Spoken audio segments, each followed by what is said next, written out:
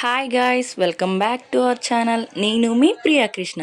ఈరోజు మరో సరికొత్త టిప్తో మీ ముందుకు వచ్చేసాను. మనలో చాలామంది dry hair and frizzy hair వల్ల చాలా ప్రాబ్లమ్స్ అయితే ఫేస్ చేస్తూ ఉంటాం. అలాంటి డ్రై హెయిర్ మనకి సాఫ్ట్గా స్మూత్గా మారిపోవాలనుకుంటే ఈ టిప్ అయితే ఖచ్చితంగా ఫాలో అవ్వండి. ఫస్ట్ లైట్గా వాటర్ హీట్ చేసుకుని ఒక చిన్న బౌల్లోకి తీసుకోండి.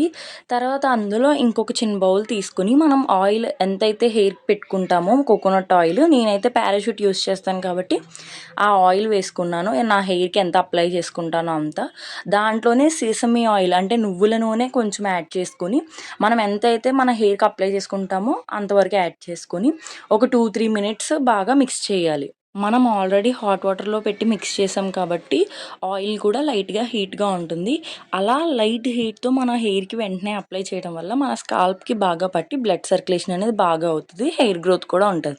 ఈ సేసమీ ఆయిల్ ప్లస్ కోకోనట్ ఆయిల్ మనకి హెయిర్కి యూస్ చేయడం వల్ల మన ఫ్రీజీ హెయిర్ మొత్తం సాఫ్ట్ అండ్ స్మూత్గా షైనీగా మారుతుంది.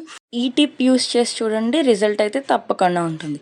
అండ్ మన ఛానల్ని సబ్స్క్రైబ్ చేసుకోండి, వీడియోని లైక్ చేయండి.